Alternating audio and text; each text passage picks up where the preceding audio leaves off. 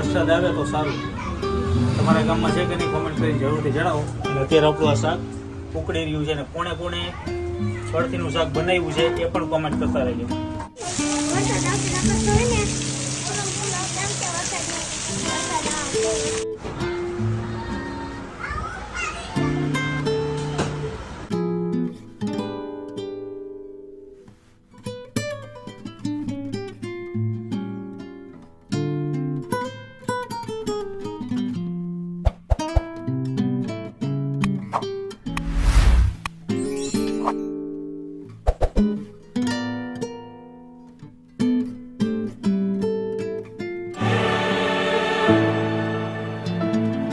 Hello મિત્રો, જય માતાજી, જય મોગલ, જય શ્રી કૃષ્ણ, જય દ્વારકાધીશ. ઘરની રસોઈમાં વળી પાછું આપણું હાર્દિક સ્વાગત છે. તો આજે આપણે બનાવવા જઈ રહ્યા છે કળથીનું શાક. શિયાળામાં લોકો ખૂબ ખાવાનું પસંદ કરે છે ને અત્યારે ચાલી રહ્યો છે ઉનાળો અને ચોમાસું બંને વરસાદ માવઠું ચાલી રહ્યું છે. તો આજે આપણે કળથીનું શાક બનાવવા જઈ રહ્યા છે. કળથી છે ને પાછી ગરમ હોય એટલે અત્યારે ઉનાળામાં પણ આપણે બનાવ્યું તો બનાવી શકે. તો આજે મેં કીધું તમારા સામે આપણે રજૂ કરીએ. અને કળથીના શાકના ઉપયોગ જે એના ફાયદા ઘણા બધા છે. જેમ કે હૃદય રોગની કોઈને બીમારી હોય એના માટે પણ સારું, ડાયાબિટીસ માટે પણ સારું, તમારી પાચન શક્તિ વધારે, ચામડીના રોગો હોય તો એ પણ તમારે લાભદાયી છે. તો આવા ઘણા બધા ફાયદા છે આ કળથીના શાકના. તો હવે આપણે જોઈએ કેટલી એની અંદર રેસીપીની જરૂર પડશે અને કેટલી વસ્તુઓ જોશે. અને ખાસ કરીને આપણો જે રશિયા ભાત જે જામનગરના ઠેબા ગામનો તમે ખૂબ લોકોએ પસંદ કર્યો છે. અને આ જે નેક્સ્ટ વિડીયો આવે છે એને પણ સપોર્ટ કરતા રહ્યો, જેથી કરીને મને પણ કંઈક એવું નવું ગોતવાની મજા આવે ને તમારા સમક્ષ આપણે વિડીયો બનાવીને રજૂ કરીએ. તો સપોર્ટ કરતા રહ્યો, મોજ કરતા રહ્યો અને આપણી ચેનલને લાઈક અને સબસ્ક્રાઈબ કરતા રહ્યો. તો જોતા રહ્યો અને મોજ કરતા રહ્યો. જય માતાજી. આપણે આ કળથી છે, આ જુઓ તમે, કળથીને આપણે પલાળી નાખી છે અને આપણે સ્મોલ નાના એવા કુકરમાં આપણે બાફવા મૂકી દઈએ. અને પહેલાં આ પાણી આપણું ફિલ્ટર જ છે, ચોખ્ખું કરેલું પાણી જ છે. પલાળવા આપણે મૂકી હતી, હવે આપણે એને બાફી લઈએ. મિત્રો આપણે એડ કરી નાખી છે ને થોડુંક આપણે ઉમેરી દઈએ મીઠું, એટલે આપણી જે કહેવાય બફાઈ જાય કળથી.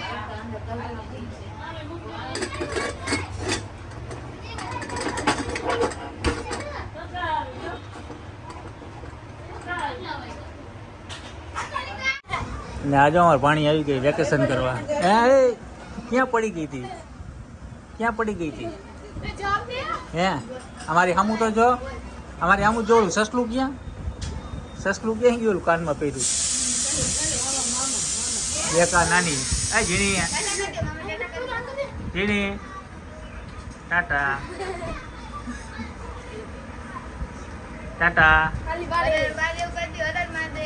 હા. જય માતાજી. જય માતાજી. મિત્રો આપણી આ કળથી જે કહેવાય બાફા મૂકી હતી બફાઈ ગઈ છે જુઓ. અને કળથીના એટલા બધા ફાયદા છે, ખાવામાં તમને છે ને એટલું બેનિફિટ કરે છે કે જે કોઈ લોકોને પથરીનું તકલીફ હોય ને એના માટે બહુ સારામાં સારી. તો હવે એની પ્રોસેસ શું છે તમને જોશે તમને બતાવી દઉં. પહેલાં તો આપણે લીમડો લીધો છે, કોથમીર છે, લસણ છે, મરચાં છે, ડુંગળી છે અને ટમેટાં. આટલી વસ્તુ જોશે ને કઈ રીતનો વઘાર કરીએ છીએ આપણે, તમે જોતા રહ્યો. મિત્રો આપણે પેલા કઢાઈ લઈ લીધી છે, કઢાઈમાં નાખી દઈએ થોડું તેલ.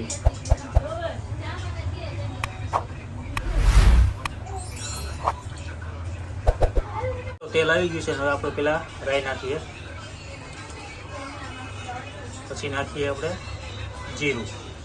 આ ફૂટી જાય પછી આને બીજા આપણે મસાલા એડ કરશું. તો રાઈ જીરું ફૂટી જશે ને હવે આપણે નાખીએ હિંગ. હિંગ નાખ્યા બાદ હવે નાખશું આપણે આ ડુંગળી.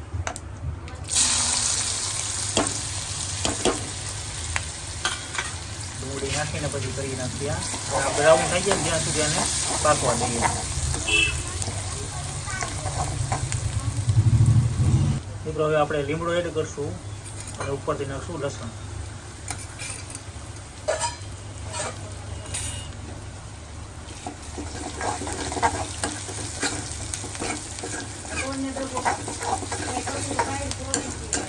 હવે નાખશું આપણે મરચાંનું કટિંગ અને લાસ્ટમાં નાખીએ આપણે આ ટમેટા. વળી પાછું કરીએ આપણે મિક્સ.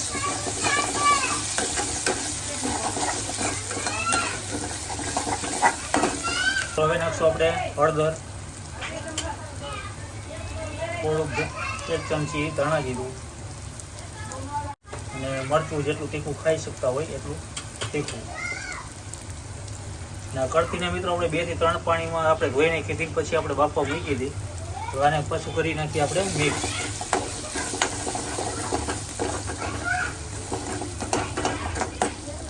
અને જે આ પાણી છે ને, આ પાણી જ આપણે આની અંદર યુઝ કરવાનું છે.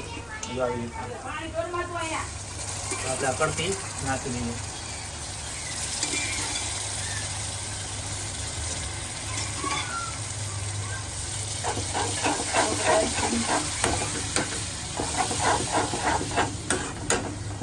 આપણે કુકરમાં જેટલી કળથી નાખી હતી બધું આની અંદર આપણે એડ કરી નાખીએ છીએ.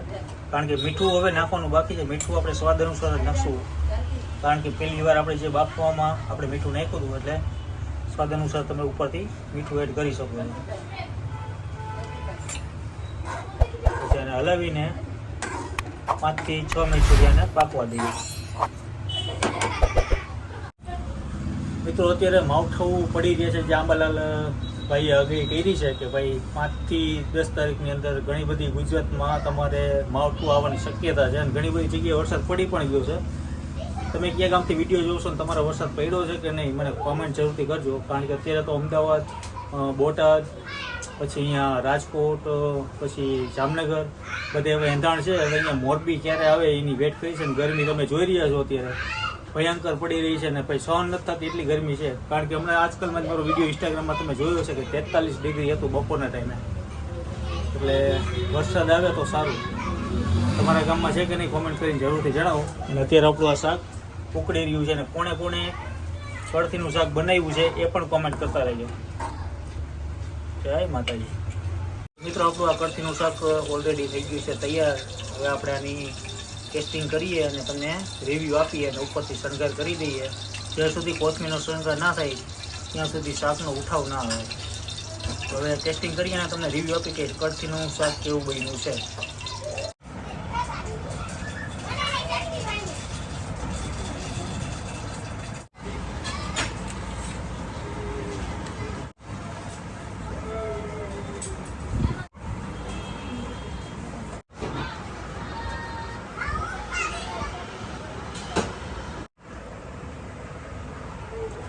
મિત્રો અત્યારે તમે જે જોઈ રહ્યા છો આ છે કળથીનું શાક અને બાજરાના રોટલા અને દેશી આપણે જે મરચાં કાચા ખાવાની મજા આવે છે, સાથે છાશ.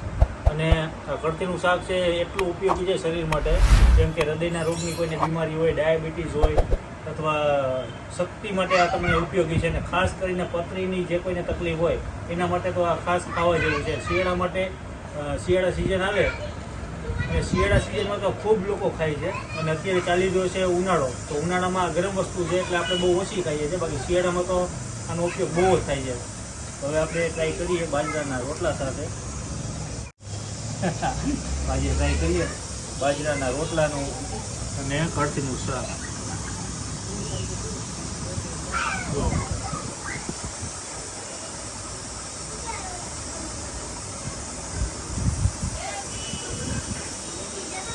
તાવ, શરદી, ઉધરસ એ પણ તકલીફ હોય ને તો આ દૂર થઈ જાય ખાવાથી. ઘણા બધા આના ફાયદા છે.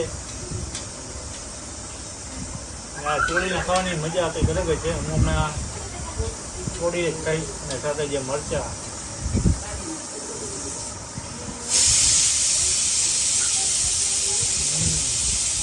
મસ્ત બન્યું સાથે ખાસ.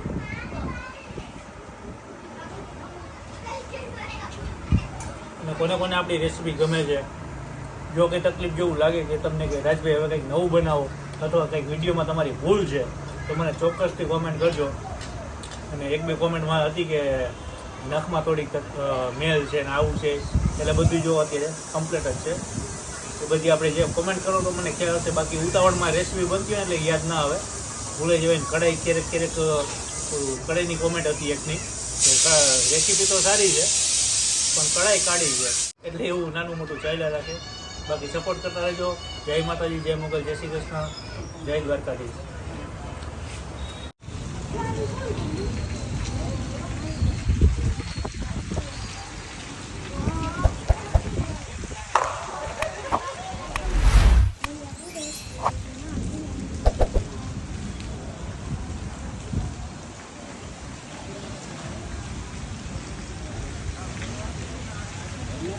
છે